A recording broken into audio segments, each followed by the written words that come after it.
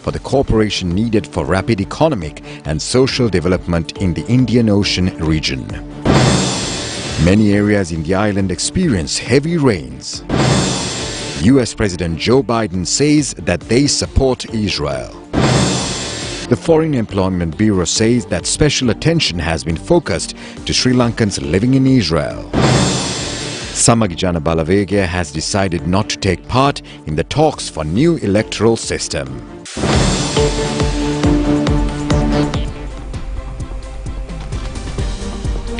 And we move on to those and other stories in detail. And in your top local story tonight, the third Belt and Road Initiative Forum commenced today under the auspices of Chinese President Xi Jinping, marking a significant milestone in international cooperation. Now, during the conference, President Xi Jinping unveiled a set of comprehensive policies aligned with the Belt and Road Initiative, reflecting its commitment to fostering global partnerships. President Xi Jinping emphasized that the Belt and Road Initiative, founded on principles of peace, mutual support and friendship, serves as a contemporary rendition of the ancient Silk Road. He highlighted that the initiative's benefits extend beyond a single nation, benefiting many countries. The opening ceremony of the third Belt and Road Initiative Forum took place at the esteemed Great Hall of the People in Beijing.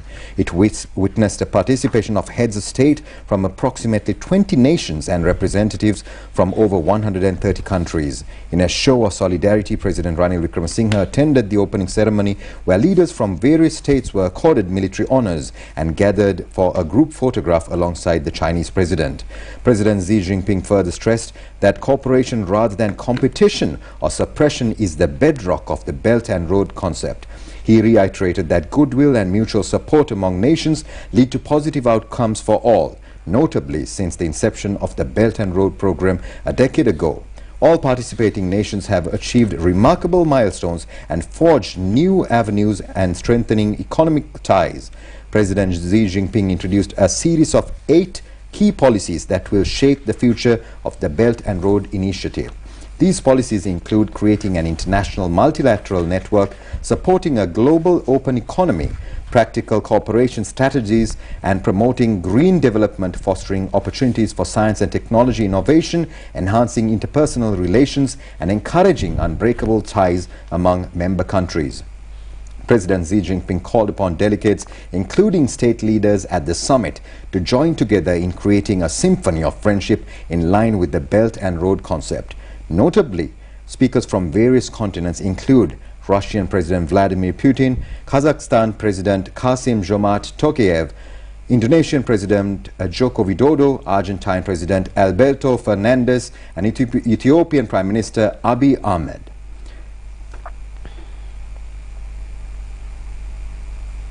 Meanwhile, bilateral discussions between President Ranil Wickremesinghe and his Vietnamese counterpart Vo Wang Thong was held in Beijing this morning with the headlines of the third One Belt, One Road Summit.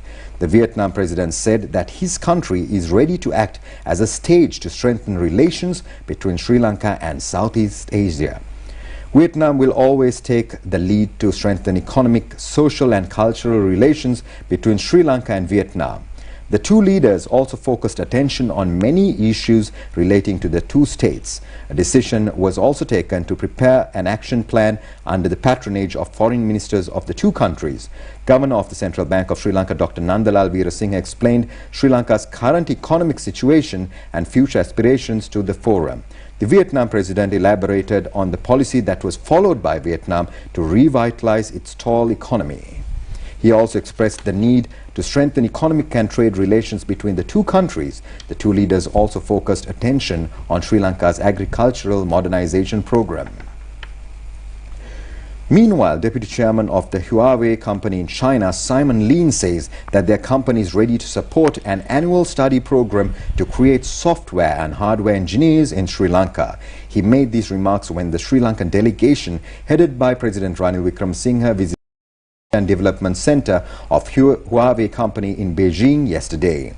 At this moment, President Ranil Wickremesinghe said that he came to the Huawei Center to discuss Sri Lanka's future. He said that the support of both Chinese government and the Huawei company is very important to Sri Lanka in the field of digital education system and green power generation. Very competitive digital and green economy should be created in Sri Lanka in order to strongly face the challenges of future world. President Ranil Wickremesinghe pointed out that the basic foundation in this connection is Beijing and is being prepared at present. They also had a wide discussion on the importance of empowering Sri Lanka's citizens with digital technology. An agreement was also signed to extend support of the Huawei company for digitalizing schools in Sri Lanka. President Ranil Wickremesinghe says that the special program should be implemented targeting the tropical countries in order to strongly face the future climatic changes. The President said this would lead to face the future climatic changes in a strong manner. The President made these remarks at a top-level seminar held under the title of Green Silk Road for Natural Climate Resilience. The seminar was held at the Chinese International Conference Hall this morning in the sidelines of the third One Belt, One Road Summit. It was initiated under the patronage of Vice President of the People's Republic of China, Hang Sheng, UN Secretary General Antonio Guterres, and leaders of the states that participated in this seminar also expressed their views. Addressing the seminar, President Ranil Wickremesinghe said that 80% of the indigenous species of flora, entire coral system and 50% of the mangroves are situated in the tropical zone. Therefore, the President says that Sri Lanka is in a move at present to establish an international university on climatic changes. Let me express my sincere appreciation for President Xi Jinping and the Chinese government for the steadfast commitment to the environmental stewardship and sustainable development. The Green Silk Road for Harmony with Nature under the framework of the Belt and Road Initiative is the visionary concept of President Xi Jinping to ensure the greening of the BRIs. At the 2021 Asia Pacific High Level Conference on Belt and Road Cooperation, Sri Lanka made a commitment to contribute to the Green Silk Road, but time is not with us. That we have to realize. If we are to overcome the climate crisis, Sri Lanka is of the view that we need an accelerated agenda for research and development leading to significant transformative changes to overcome the triple planetary crisis. That is not happening now. There are not enough research. There are not enough coordination. There is no focal point. Therefore, Sri Lanka is initiating the establishment of the International Climate Change University, the ICCU, a central hub for addressing climate challenges, which will serve as a nexus for 1, interdisciplinary research, 2, knowledge dissemination, and 3, hands-on education. This university will advance climate change mitigation on multiple fronts, such as cutting-edge research, education for change agents, international collaboration, and community engagement. The ICCU, with Sri Lanka contribution, and we want to be in the vanguard of the global fight against climate change. Sri Lanka is recovering, as you know, from an economic crisis where we were declared bankrupt. As the economy stabilizes and in thinking of the future, we have decided and taken a decision to have a green transformation and a green economy. Now is an opportunity we have and we won't let go of it. At COP27, Sri Lanka launched its climate prosperity plan. The Net Zero 2050 roadmap will be launched during COP28. The implementation of the Climate Prosperity Plan requires $26.5 billion up to 2030. The roadmap for carbon neutrality requires $100 billion till mid-century. These are very heavy burden for Sri Lanka, but we are determined somehow to ensure that we can mobilize the resources. Minister Dr. Bandulu Gunawardena says that One Belt, One Road Summit is a strong base for the cooperation needed to rapid economic and social development in the Indian Ocean region. He made these remarks addressing the ministerial summit of the 29th ITS World Conference held in China. The ministerial summit was held in the sidelines of One Belt, One Road Summit for International Cooperation. Minister Dr. Bandula Gunawardena represented Sri Lanka at this summit. The minister stated that this summit has created many significant opportunities for projects to construction and infrastructure facilities development in many countries. The minister pointed out that China has made a significant contribution in Sri Lanka's social and economic development, especially to enhance infrastructure facilities in water supply, electricity and port sectors. The minister added that a leading project of Sri Lanka, the Colombo City Development Project, is significant under the One Belt, One Road program. It will also create many opportunities for employment generation, development of trade facilities and technology. It has also provided benefits in many service sectors as well. And in your weather update tonight, the Met Department says that the existing rainy weather condition in many areas will continue due to the activation of intertropical convergence. Meanwhile, the National Disaster Management Centre says 31,000 families in 18 districts have been affected during the period of the past 2 weeks due to inclement weather. The Met Department forecasts heavy rains over 100 millimeters in some areas in the western, central, Sabaragamuwa, southern and Uva provinces.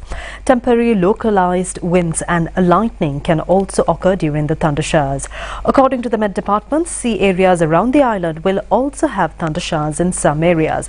Although the floods in the Nilbala River Basin in the Matra district have receded at present, there's a danger of water level increasing if the rains continue. The Disaster Management Centre says that measures have been taken to face any possible disastrous situation. Meanwhile, Gaul Matra Main Road and Mirissa Tourism Zone have gone underwater due to heavy rains. Our correspondent says that vehicular transport was also curtailed for several hours due to the floods. Many buildings located either side of the Gaul Matra Main Road have gone underwater. Red alert warning has been issued to 3 houses at the Ilukpalla area in Akurasa as there's a danger of landslide in the Imbulgasena mountain. These houses have already been cracked. There are about 30 houses in the Imbulgasena mountain area. Vehicular movement along the Valimada Nuvareliya main road was curtailed as the road went underwater at Balumgala and Boragasket areas. Police informed the motorists to be vigilant while driving as the road is slippery due to muddy water. Badula District Disaster Management Centre says that heavy misty condition prevailed in Haputale, Diyatalava, Bandarvela and Passar areas. 3 sluice gates of the Polgola Mahavali Dam have been opened at present due to heavy rains in the Mahavali upper catchment areas. Residence engineer of the Polgola Reservoir, Krishanta Das, says a capacity of 9,000 cubic feet per second is released. President Joe Biden has visited Israel to show solidarity to Israel and support it with all means to defeat terrorism. President Biden says he visited Israel to show where the U.S. stands in the conflict. Joe Biden held talks with Israel Prime Minister Benjamin Netanyahu during the visit, but a planned meeting with Arab leaders, including Palestinian President Mahmoud Abbas, has already been cancelled following the blast at Gaza's Al-Ahli hospital. Speaking alongside Israeli Prime Minister at a press conference in Tel Aviv, Joe Biden says that the United States will continue to support Israel. He further said that it appears as though the hospital blast was caused by the other team, that is, not Israel. Meanwhile, a Hamas official has told a news conference in Lebanon that the US and all Western countries that support Israel hold full responsibility for the war against civilians in Gaza. These comments came after the blast at the Al-Ahli hospital in Gaza. Hamas, which runs the Gaza Strip, blamed the explosion on Israel. The Israel Defense Forces claimed it was caused by a failed rocket launch by the Palestinian Islamic Jihad group, and that the failed rocket launches from Gaza are increasing. Israel has been carrying out airstrikes on Gaza since Hamas militants launched waves of deadly attacks on Israel on 7th October. The Israeli military says 450 rockets have been fired from Gaza at Israel, only to land in Gazan territory since the recent conflict began. Israeli Air Force says failed rocket launches from Gaza are increasing. In a series of posts on X, formerly known as Twitter, the Israeli Air Force says Hamas has continuously used civilians in the Gaza Strip as a human shield. The Israeli Defense Forces says that the launches are carried out next to buildings containing civilian populations such as hospitals, UN schools, mosques, restaurants, diplomatic buildings and hotels. The Chinese Foreign Ministry says it condemns the attack on the hospital, although it doesn't explicitly blame Israel or Palestinian militants. Palestinian Health Minister says the number killed in Gaza since Israel began its airstrikes 11 days ago has risen to 3,300. She adds that a further 13,000 have been injured. At least 1,300 Israelis were killed in the Hamas attacks that started the latest cycle of violence, with at least 199 people thought to have been taken hostage. Palestinians flooded the streets of several cities in the West Bank on Tuesday night, throwing stones and chanting against the Palestinian Authority President Mahmoud Abbas. Security forces fired tear gas and stun grenades to the crowd.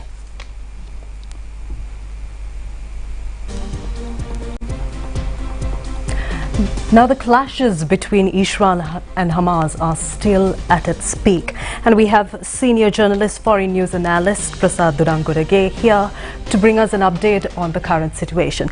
Prasad, now we see many parties are currently exchanging allegations against each other. What is the actual situation of this? Kasuni, truth is out there. It's everything murky like in X-Files.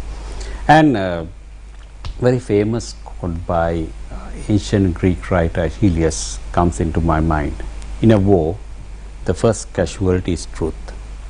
It's very correct and goes along with the current situation, especially with this situation we explained earlier in our news item, the attack on Al Alia Hospital. It's another horrendous crime. It's a attack on civilians, and it's a pure war crime. I mean, in every aspect, that attack comes into a category of war crimes. Whoever did this attack, the real impact, the magnitude of this attack, we can explain. It's prohibited in all terms according to every international convention regarding the human rights and other legal aspects. So first, as Kasuni mentioned, there are several narratives regarding this attack. One is the Hamas narrative that they accuse Israel. They said it's another incident of Israel air campaign against Palestinians in Gaza Strip following the Hamas brutal attack on Israel 12 days ago. Then they supported their claim, mentioning that even on previous occasions, several medical facilities were targeted by Israel, and 11 UN workers were also killed due to Israel attacks. That's the narrative by Hamas. Then, but according to Israel narrative, they said the Israel military, they held a press conference and tried to explain their side of the story. According to Israel, the attack on Al Alia Hospital different from the attacks they carried out in Gaza Strip. They said the nature of the damages and the magnitude of the damage on hospital is different than the previous attacks carried out by Israel. Israel said that when they used their bombs, there were massive destruction. It's another crime actually. Gaza is a densely populated area. Using such a big force in Gaza is another questionable matter. However, according to Israel, we don't see any big crater or any big infrastructure damage in Al-Alia Hospital. What we saw in the visuals released by various organizations and individuals, there's a fire, explosion and fire in Al-Alia Hospital. So Israel said that is a surface explosion, something like a rocket, misfired rocket explosion, very close, in the very close vicinity of this hospital. Then thirdly, we have to consider the timing of this attack. This attack took place just before the tour made by US President Joe Biden to the Middle East region. He was scheduled to hold discussions with Arab leaders to muster support on Israel in this conflict. However, just after this attack, the Jordan summit between President Biden and other Arab leaders, it was cancelled, and many Arab leaders, including Arab friends of Israel, are condemning this attack, and they show displeasure on Israel. So it's now, if Israel conducted this attack, it's a suicide mission for them, because due to this attack, the biggest diplomatic mission conducted by the United States of America to gather support for Israel became a flop.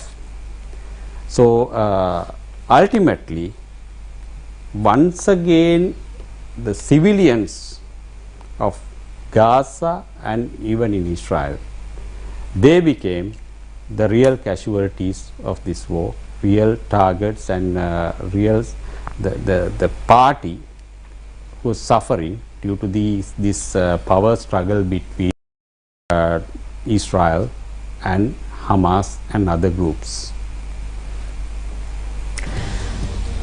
Thank you very much. And that was senior journalist, foreign news analyst Prasad Dudangudage, bringing you a comprehensive analysis on the current clashes between Israel and Hamas.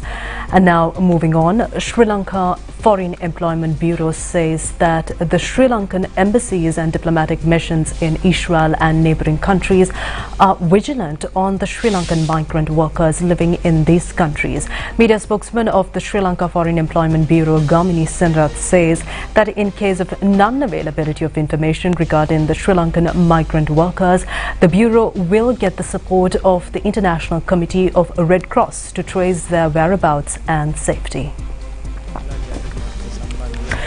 Media spokesman of the Sri Lanka Foreign Employment Bureau, Gamini Senrath, said that a Sri Lankan migrant worker who was killed in Israel had gone to Israel through proper means and under the registration of the Sri Lanka Foreign Employment Bureau. Therefore, she is entitled to all sorts of compensation given by the Israel government. In dealing with issues of Sri Lankan migrant workers, the Bureau always acts cooperatively with Jordan and Lebanon. Now, the Samagi Jana Balavege has decided to not take part in its talks to prepare a new electoral system. Leader of the Samagi Jana Balavege, Sajith Premadasa, told the parliament today that his party has no trust regarding these talks. Opposition leader Sajith Premadasa said that the government is in an attempt to postpone elections, that this will pose a severe blow to the franchise of the people.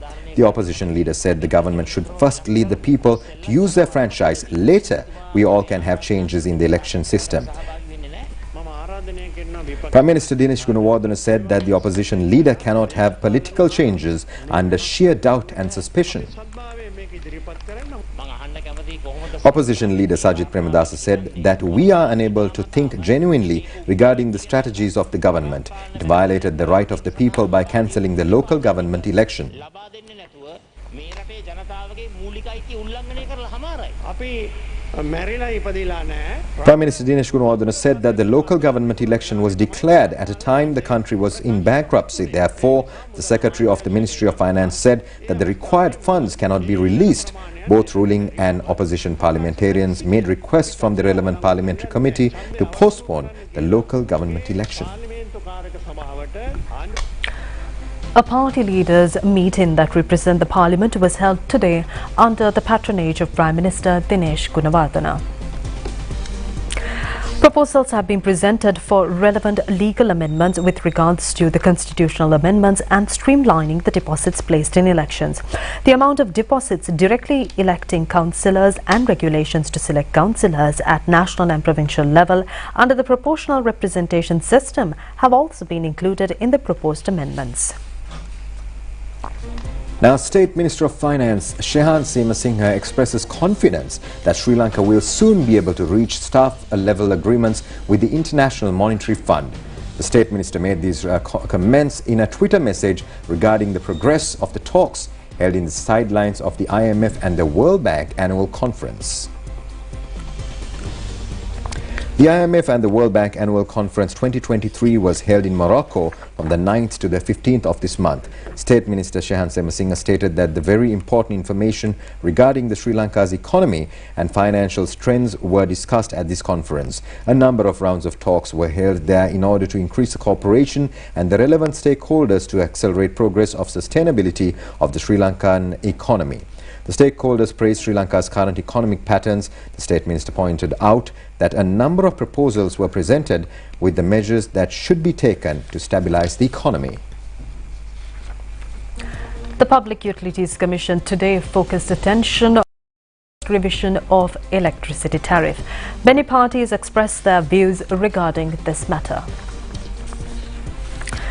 Acting General Manager of Ceylon Electricity Board, Dr. Narendra De Silva, said that the fare revision for this year has been completed at present. However, the board is able to request an extraordinary tariff revision in a very special situation. Therefore, the board expects to merge this tariff revision and the proposed January revision together up to the month of June. ගාස්තු සංශෝධනය අල්ලගෙන ඉන්නවා කියලා. යනෝ යාවත් කාලින වූ ඉල්ලීම තමයි දැන් මහජන උපයෝගිතා කොමිසම ඉදිරියේ තිබෙන්නේ. අපිට විදුලි මිල මෙතනින් Electricity consultant Dr. Tilak Siambalapitiya said that there's no possibility of further increase in the electricity bill as it has become a burden to the people. තරංගකාරී මිල ගණන් කැඳවීම සියලුම දේවල් සඳහා පුනර්ජනනීය විදුලි බලය ඇතුළුව. එතකොට තරංගකාරීත්වය ආවම අපිට පේන විදිහට පුනර්ජනනීය බලය වුණත් නෙමේ ඊට වඩා අඩු මිලකට පද්ධතියට ගන්න හැකියාව තියෙනවා. අද මේ වෙනකොට Executive Committee member of the Sustainable Electricity Developers Convention, Varuna Dahanayaka, said that a sum of over 27 billion rupees is to be paid to the sustainable power developers at present. These areas should be paid to the Sri Lankan businessmen in order to empower them to generate more sustainable energy. Parliamentarian Padali Champika Ranavaka said that Ceylon Electricity Board should take pragmatic actions to solve its problems, or else the final responsibility is on the general public. The Public Utilities Commission should provide targets to the Ceylon Electricity Board to increase capacity of power. A protest was held today in front of the Fort Railway Station demanding the authorities to take necessary measures to minimize daily increasing elephant deaths and human-elephant conflict. The number of elephant deaths caused by illegal electrification traps and explosive devices such as hakkapatas has increased. A large crowd has gathered at this protest that has been organized by several environmental organizations. They have also handed over a letter to the President's Secretary requesting speedy solutions for this severe crisis that affects both general public and the wild elephants. Meanwhile, the Sectoral Monitoring Committee on Environmental, Natural Resources and the Sustainable Development met in the Parliament complex recently. The committee focused its attention on the human-elephant conflict, the killing of elephants due to human activities, and a large number of officials from the Wildlife, Forest Conservation and Railway departments, representatives of the environmental organizations and animal rights activists were present at the sectoral meeting committee headed by Ajit Manamperuma.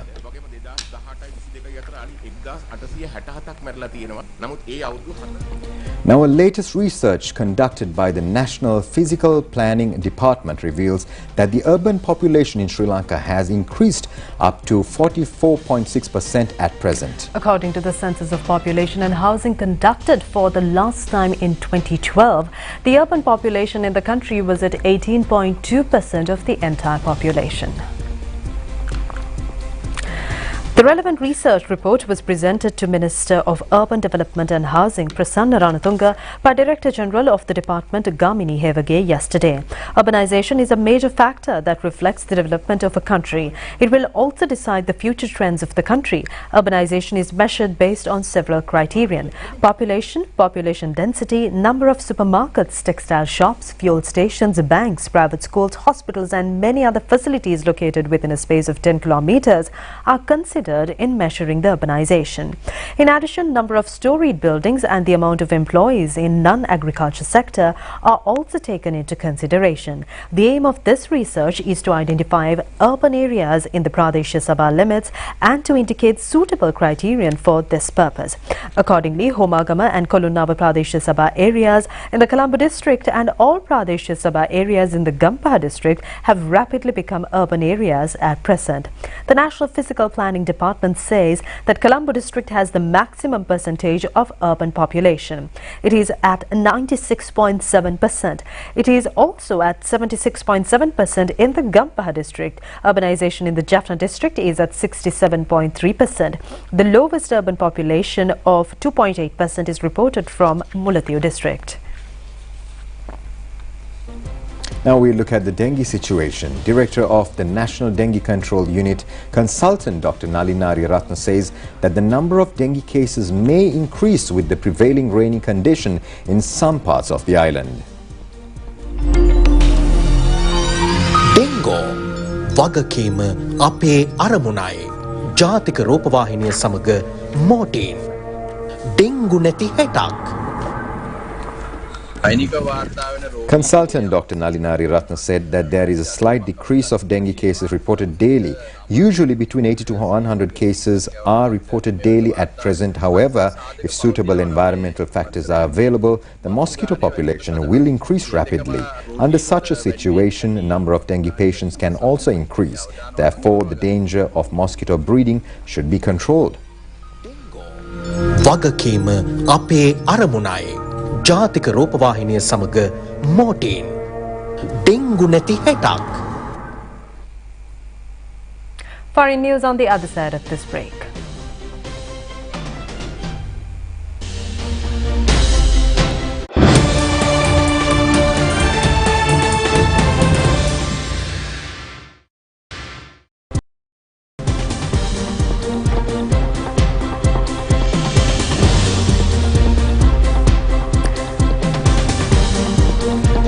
The Indian government says that they aim to send an astronaut to the moon by 2040. The country's space goals also include plans for a space station by 2035. These plans were unveiled during a high-level meeting led by the Indian Prime Minister Narendra Modi, where the progress of India's space missions, particularly the Gaganyaan mission, which centers on manned space expeditions, was extensively discussed. Indian Prime Minister Modi has urged Indian scientists to contemplate missions to other celestial bodies such as Venus and Mars, signifying India's growing ambitions in the realm of interplanetary exploration.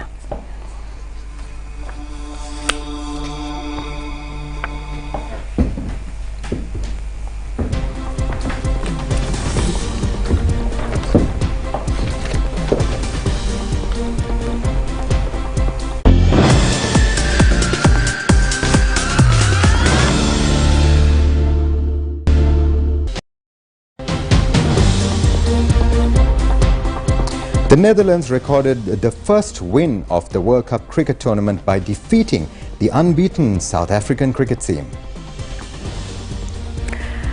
The match was played at Dharmasala yesterday and was restricted to 43 overs due to rain. Batting first, the Netherlands scored 245 runs for 8 wickets. Captain Scott Edwards scored 78 runs. In reply, South Africa were all out for 207 runs. David Miller scored 43 runs and Logan van Beek claimed 3 South African wickets.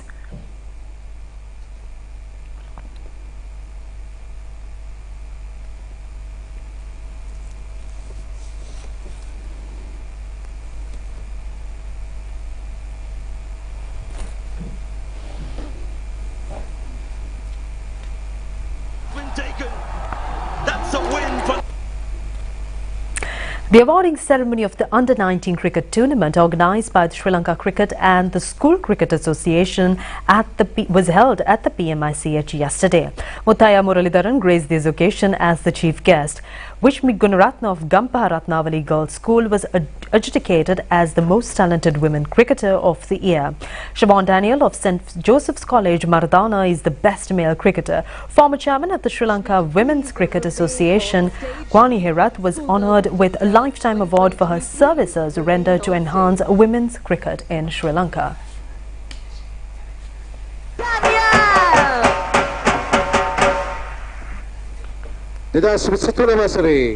ජනප්‍රියම පාසල් cricket තරුව Shevon Daniel.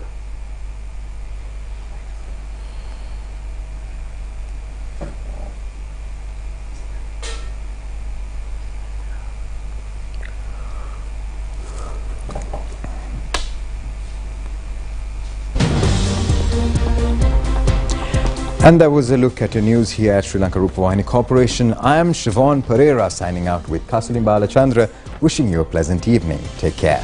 Good night.